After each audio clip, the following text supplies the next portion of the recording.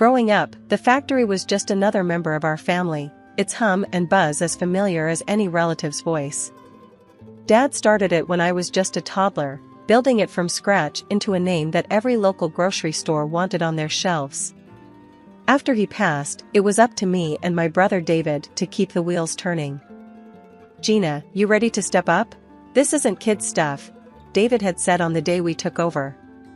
He was older by just 3 years, but sometimes he acted like a gruff old man. "Yeah, I've been ready," I shot back, more confident than I felt. David had always been the face of the business, dealing with suppliers and buyers, while I was comfortable in the background, handling the team and making sure everyone was where they needed to be. We worked well together, our skills complementing each other. Things at the factory were running smoother than ever, but personal life, that was another story. I wasn't exactly social, preferring quiet evenings at home over parties or networking events. That changed when I met Tom. I remember that night clearly. It was one of those rare occasions I let David drag me to a business mixer. I was nursing a drink at the bar, planning my escape, when Tom sidled up beside me. "You look about as thrilled to be here as I am," he said, flashing a grin that caught me off guard. "I'm just here so my brother stops nagging about my hermit lifestyle," I replied, surprised at my own honesty. "Ah, siblings can be like that. I'm Tom, by the way," he said, extending his hand. "Gina," I shook his hand, his grip confident but not overpowering. Tom was a journalist, writing about the local business scene, which apparently included my family's cookie empire. He was clever, using his charm and wit to weave through topics, from mundane to personal. Before I knew it, I was laughing more freely than I had in months. "You really should let me write a piece on you. The heirs behind the cookies or something like that," Tom joked, or at least I thought he was joking. "Let's not," I said, more sharply than I intended. "I prefer keeping my life out of the papers." "Fair enough," he nodded, not pushing further, which I appreciated. Despite my initial resistance, Tom was persistent.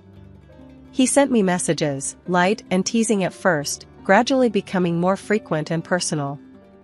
I found myself waiting for them, eager for the distraction from the everyday stress of business. David noticed the change in me. One evening, as we were closing up the office, he cornered me about it. "Who's the guy?" he asked bluntly.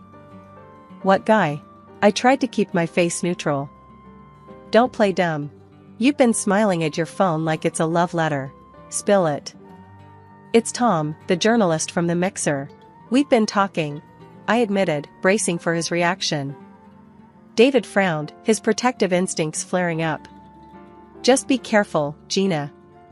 Guys like him, they can smell money and opportunity." 6 months later, I was walking down the aisle toward Tom, my heart full of hope for the future. The prenup was David's idea, and though Tom was not thrilled, he signed it.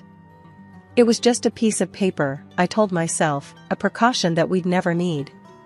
I believed in us, in the promise of what we could be together. Life with Tom started like a whirlwind. Suddenly, I was part of a glamorous world, often at arm's length with photographers snapping our pictures as we attended high-profile events. Tom thrived in the spotlight, using every outing as a chance to boost his online presence. One evening, as we were getting ready for another big gala, Tom was fussing more than usual. He held up 2 ties, a silver and a blue one, turning to me. "Which one?" "The silver is flashy, good for photos. But the blue, it pops on camera," he pondered out loud, genuinely torn. "Go with the blue, it suits you better," I said, keeping it simple, my mind more on the comfort of my heels than his tie color. Tom nodded and went with the blue, but not before taking a few selfies in the mirror. He posted them on his blog with the caption, "Which tie? Help me choose." He smiled at his phone as responses flooded in. At these events, I felt out of place. While Tom schmoozed, I often found myself tucked away in a corner, observing the crowd rather than being part of it. He would come over, every so often, to check on me, each time a bit more animated as the wine flowed. "Gina, you should try mingling a bit. People are dying to know more about the woman behind the cookie empire." Tom nudged one night, his speech slightly slurred. I nodded, not wanting to argue. It was his night, after all. As he walked away, I overheard him telling someone about his expansive lifestyle that our marriage had apparently granted him. It irked me how he spun our life together into content for public consumption. As the months rolled on, the pattern continued. Tom's blog grew, fueled by the snippets of our life he broadcasted. I became more reclusive, retreating into the sanctuary of my work at the factory. The cookie business was booming, and I threw myself into it, finding solace in the familiar chaos of production lines and staff meetings. David noticed the change in me. During one of our late-night check-ins at the factory, he leaned against a packing machine, a concerned look on his face. "You've been quiet. Everything okay with Tom?" he asked, his voice cutting through the noise of the warehouse. "It's fine. Just the usual ups and downs," I shrugged, not wanting to admit how strained things had become. "Gina, remember what I said. Money changes people. Be careful," David warned, his tone serious. "I know, David. I'm keeping my eyes open," I reassured him, though I felt anything but reassured. As I drove home that night, the factory's lights fading in my rearview mirror, I couldn't shake the feeling that the glamorous life Tom so loved was more of a facade, and I was trapped behind it, playing a part one never auditioned for. We worked well like that, but when the need for a new finance director came up, it fell on me to find the right fit. That's how Emily came into the picture. She was sharp and had a knack for numbers that impressed even David, which wasn't easy.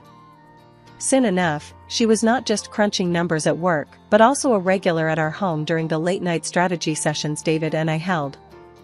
Tom usually just hovered around these meetings, glass of wine in hand, barely hiding his boredom. He never really got the business, nor did he try to. But with Emily's arrival, there was a shift. I noticed how his eyes followed her around, lighting up whenever she spoke about financial forecasts or new funding strategies. However, Tom's interest seemed more personal than professional. I brushed it off initially, chalking it up to his usual charm. He always did enjoy charming, intelligent women, and Emily fit that bill. Yet, something in my gut twisted a bit each time I saw them laughing together a little too closely for comfort. One evening, after Emily had left and Tom was in his study supposedly working on an article, I decided to clear the air. "Tom, got a sec?" I leaned on the doorframe of his study, watching him stare at his screen. He glanced up, a little startled. "Sure, what's up?" "It's about Emily. You guys seem to be hitting it off," I said, trying to keep my tone neutral but firm. Tom raised an eyebrow, his fingers pausing over the keyboard. "What do you mean?" "We're just talking shop. You know, business." "Yeah, I get that. Just seems like you're really into those conversations. Just making sure it's all it is," I pushed, needing to hear him say it. He chuckled, a bit too casually. "Gina, you're worrying about nothing. She's smart, got good ideas. That's all I'm interested in." As Tom went back to his typing, I couldn't shake off the discomfort. His reassurances did little to soothe the doubts creeping up on me. I found myself confiding in David more than ever during our late-night sessions after Emily and the other staff had left. "Everything okay with you and Tom?" David asked one night as we reviewed some shipment schedules. "It's fine. He's busy with his trips, and I'm here with the cookies," I shrugged, trying to sound nonchalant. David frowned, not buying it. "You know, I don't like that guy much. Always thought he was a bit slick." "Just watch yourself, Gina." "I am, David. Thanks," I said, grateful for his concern, but feeling the weight of my marital woes grow heavier. Despite this, life at home and work kept marching on. Tom's travels for whatever stories he was chasing became more frequent, and oddly enough, I was relieved. His trips meant fewer awkward dinners and less tension about him and Emily. I focused on the company, pushing those nagging thoughts aside. The factory was gearing up for a major expansion, and I threw myself into the work. The company was celebrating a record-breaking quarter, and David and I decided to throw a big party for the whole team. The venue was decked out, the music was lively, and the air was buzzing with laughter and chatter. Tom was there too, of course. He had his phone out, capturing everything for his blog. "This is going to be great content," he'd said, winking at me as he filmed the decorations and the crowd. I forced a smile, still uneasy about broadcasting our personal lives. As the party went on, I needed a break from the noise and slipped out to the quieter foyer. That's when I heard them, whispers that weren't meant for my ears. Curiosity piqued, I edged closer to the partition, my heart pounding in my chest. There was Tom in a far too intimate embrace with Emily. The sight knocked the wind out of me, but it was their words that cut deeper. "Just wait till Gina'S money hits our account. We'll be out of here, away to our dream house abroad," Tom whispered, his voice thick with greed and deception. Emily giggled, her voice tinged with contempt. "Can you believe how clueless she is? What a stupid chicken." The room spun as their laughter pierced through me. They were using me, mocking me. The pain was sharp, raw, and it burned through my shock. I stood frozen, the urge to confront them wrestling with the need to protect what was left of my dignity. I chose the latter, stepping back into the shadows before they could see me. My mind raced as I walked back to the main hall. I needed support, I needed David. I found him chatting with a group of employees, his laughter a stark contrast to the turmoil inside me. Pulling him aside, I whispered urgently, "David, we need to talk. Now." His face fell as he saw my expression. We found a quiet corner, and I poured out everything. The affair, the plans, their cruel words. David's face hardened with each word, his protective fury barely contained. "That son of a..." David's hands balled into fists. "And Emily? I can't believe she'd do this. We need to be smart, David. We can't let them destroy everything we've built," I said, my voice shaky but resolute. "You're right. We'll get the auditors on this first thing tomorrow. And a detective. We'll do this quietly, gather all the evidence we need to nail them both," David said, his tone ice cold. The rest of the night was a blur. I went through the motions, smiling and chatting, while inside, a storm raged. Tom came up to me several times, oblivious to the fact that I knew everything. Each time, it took all my strength not to reveal anything. The morning after the party, I was at the office early. David had arranged everything by the time I arrived. "They'll be here in an hour. I've told them it's a routine check, nothing to raise suspicions," he informed me as I stepped into his office. "Good, we can't tip them off." "Not yet," I replied, trying to steady my nerves. The auditors were thorough. They set up in one of the conference rooms with stacks of financial statements, invoices, and bank records. I tried to focus on my work, but my mind kept drifting to the auditors and what they might find.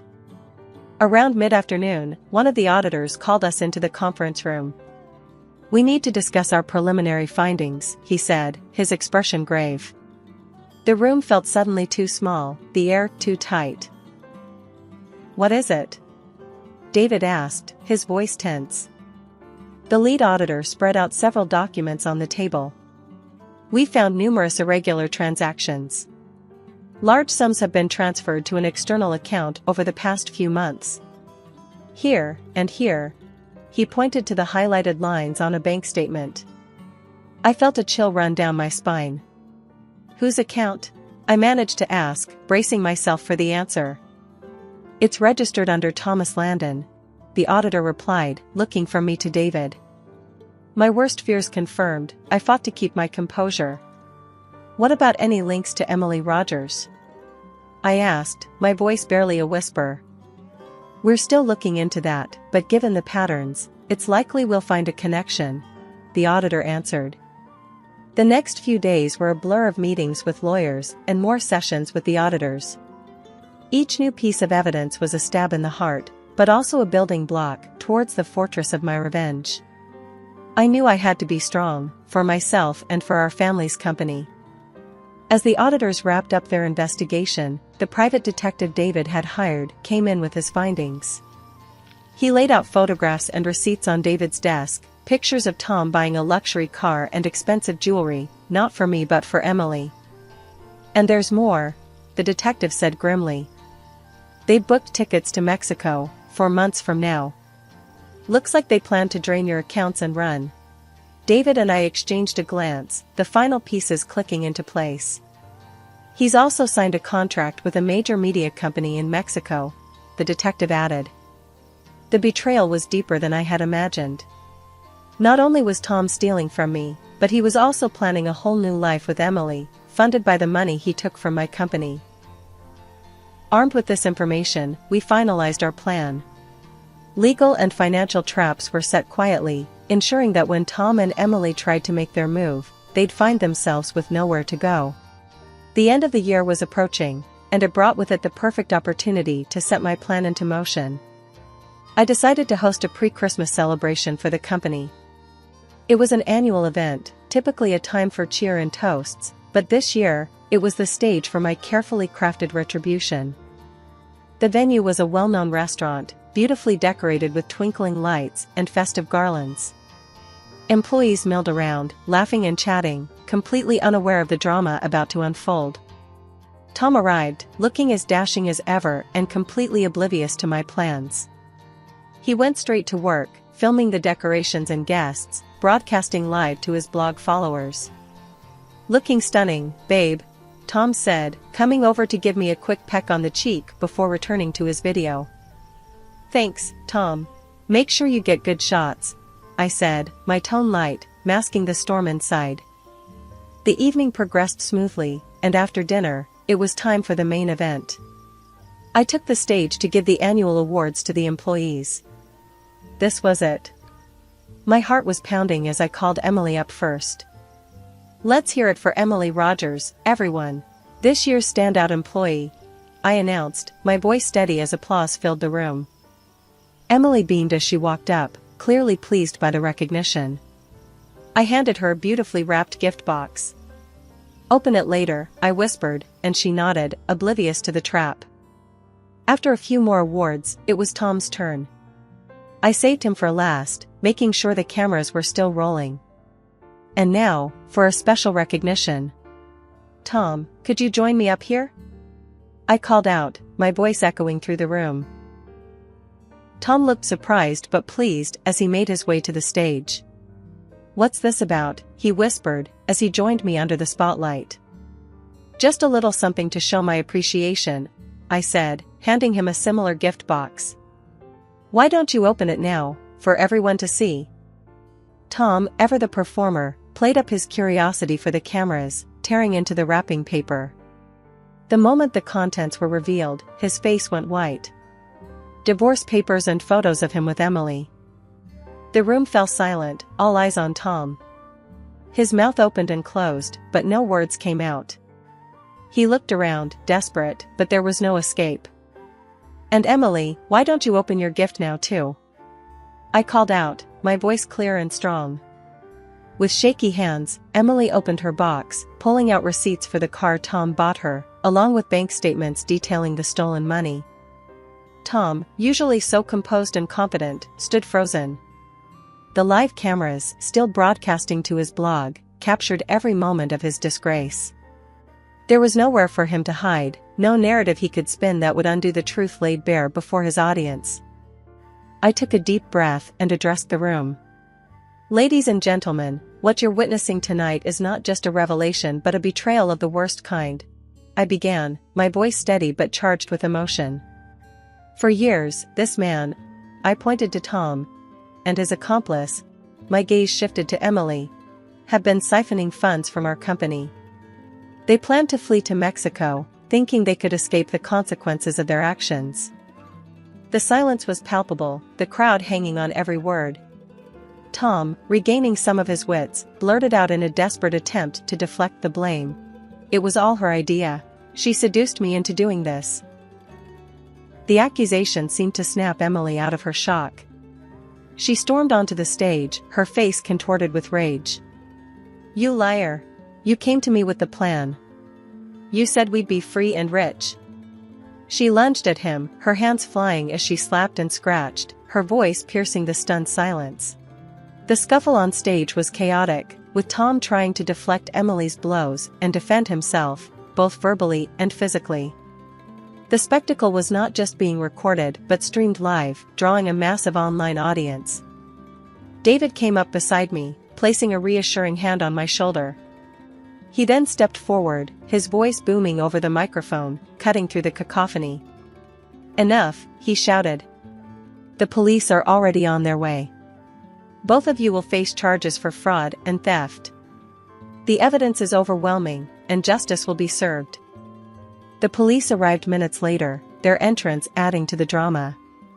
They separated Emily and Tom, handcuffing them amidst the flash of cameras and the murmur of the shocked employees.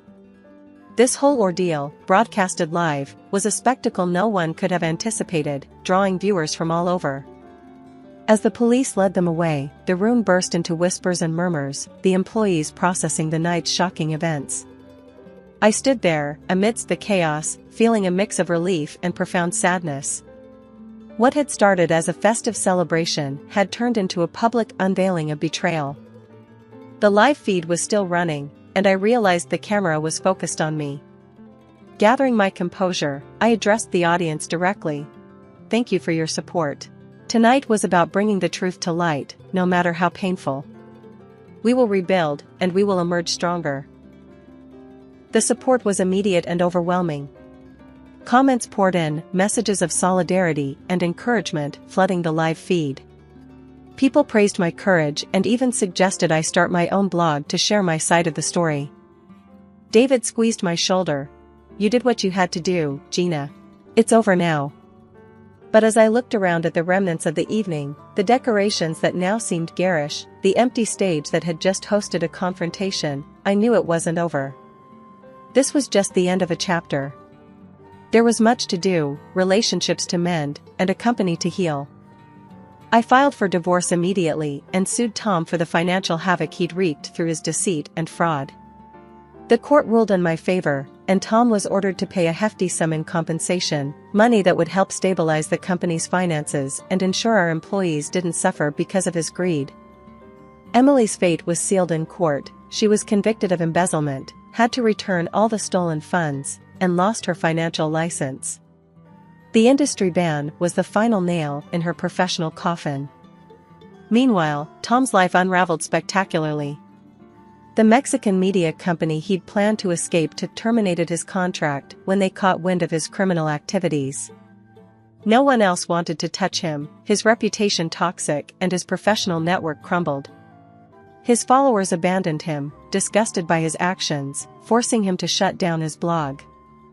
One afternoon, as I was reviewing the quarterly performance reports in my office, Tom showed up unannounced. He looked defeated, a shadow of the man he once was. "Gina, I'm so sorry. Can we talk?" His voice was shaky, his eyes not meeting mine.